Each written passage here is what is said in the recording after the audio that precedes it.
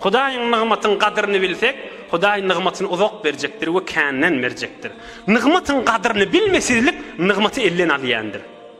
Bu Hudaýyň wädesi. La in şakartum la azidannakum we la in kafartum inna azabi lashadid.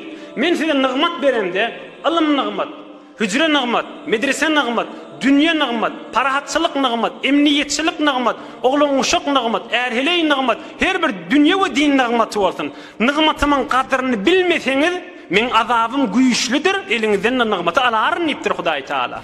Ya yine hemmemiziň bilýän aýatymyza okuýaýly. O da näme? Ve emma bi ni'meti rabbika fahaddis. Hudaý bize emrediýär, Hudaýyň beren nygmatyny görüňediň diýär. Bilmänşik bolup gitbermäň diýipdir. Allah'ın kelamı hemmeniz bilýäňiz. Ve emma bi ni'meti rabbika fahaddis. Hudaýyň nygmatyny görüňet diýär. Hudaýyň nygmatyny agzaň. Hudaýyň nygmatyny orta salyň. Ey Hudaýyň beren nygmaty haby diýip hem boyun alyň we hem muhabbet bilen keyfetden gurrüňediň diýipdir Hudaý Taala. Ey musulmanlar, Hudaýyň nygmatyny gurrüňetmesizlik Hudaýyň nimetini kofran nimetdir. Ýaxşyca bilen goýaň. Tekrar edeýin. Hudaýyň nygmatyny bilmänşik bolup gezmek we Hudaýyň nygmatyny agzaman gezmek, Hudaýyň beren nimetlerini öz içeriğimizde we dostlaryň arasynda gurrüňetmäni gezmek kofran nimetdir. Allah'ın kelamından delilim ma. Ve emma bi ni'meti rabbika fahaddis. Nygmaty şükretjek bolsaň agzap gezin diýipdir. Ey Hudaýyň beren nimetini näme bide? Hudaýa şükür, Hudaýyň şüküründen çykyp biljek dälip. Ondan sonra Resulullah sallallahu aleyhi ve sellem suut şiyanmıştık. Bismillah. Elhamdülillah diýenmişdik. Nahar yiýenmişdik. Elhamdülillah. Hudaý maňa nahar berdi diýenmişdik.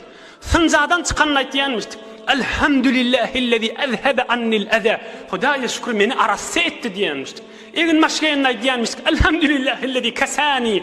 Hudaýa şükür maňa donady meni. Maňa don berdi, balakçylyk berdi diýenmişdik. Gymyllasa Hudaýa hamd diýenmişdik.